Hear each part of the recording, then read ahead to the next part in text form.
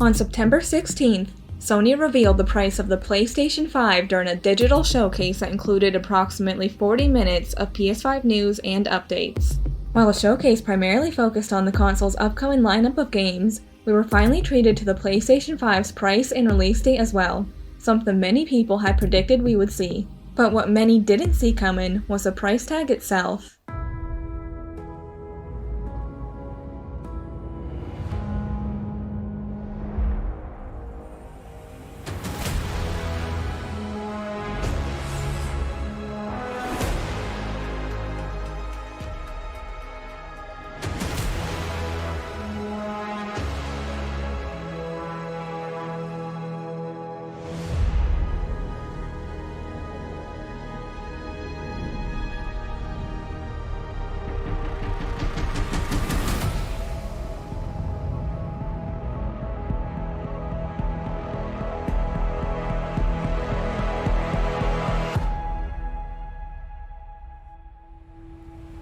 That's right, the standard version of the PlayStation 5 will cost $499, and the digital version of the PlayStation 5 will cost $399.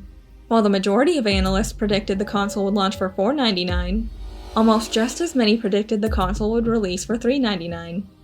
Today, I am going to break down the cost of the PS5 and, in the process, help you determine whether or not it is worth the price for you. First, let's discuss features. Some of the most exciting features include no install times, no in-game loading screens, ray tracing, 8K support, 3D audio. An exciting addition, which Sony chose to forego with the PS4, is the reintroduction of backwards compatibility. Sony has stated that the majority of the 4,000 plus PS4 library will be available to play on the PS5. When asked whether or not PS5 games would be able to play on the PS4, something that Microsoft plans to do with the Xbox Series X and Xbox One respectively, PlayStation's Jim Ryan stated, "We're thinking that it's time to give the PlayStation community something new, something different, that can only be enjoyed on PS5.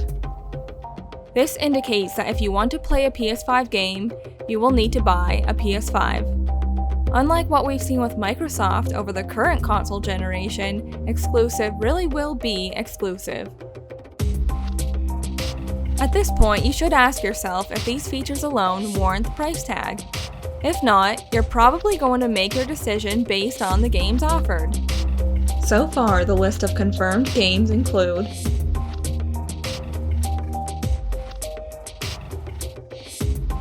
When asked about the PS5's price, Jim Ryan said that they didn't want to sacrifice what makes the PS5 exciting just so they could offer a lower price point.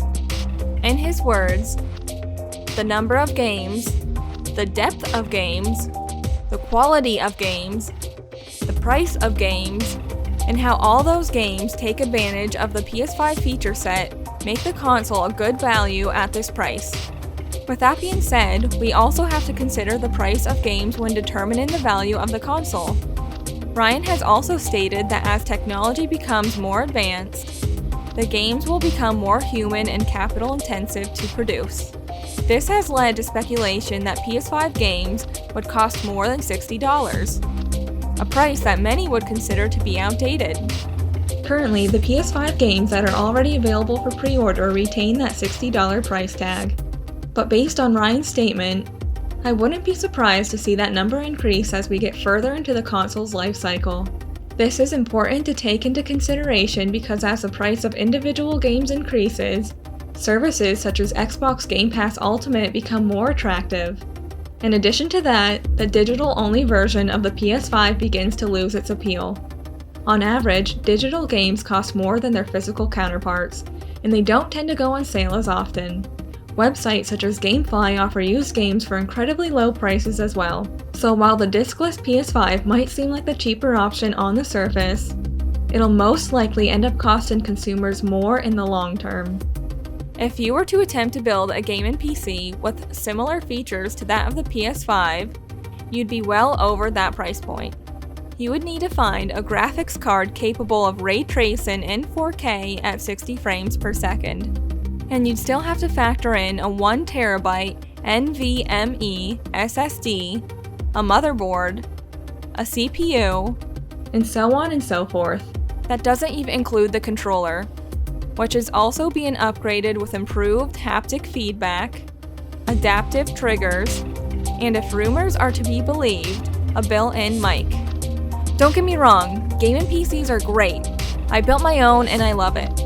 However, for someone who wants the features of the PS5 and is limited on money, not to mention time, the PS5 is a bargain. According to reports from Bloomberg, the PlayStation 5 will be available in limited quantities during the first year of release, with industry sources claiming only 5 to 6 million will be produced in the fiscal year ending March 2021. For reference, the PS4, which released in November 2013, sold 4.2 million units before the end of 2013. In the first 8 months of the PS4's life cycle, it sold approximately 10 million units. If this makes you nervous, most places won't charge you for the console until a few days before it ships.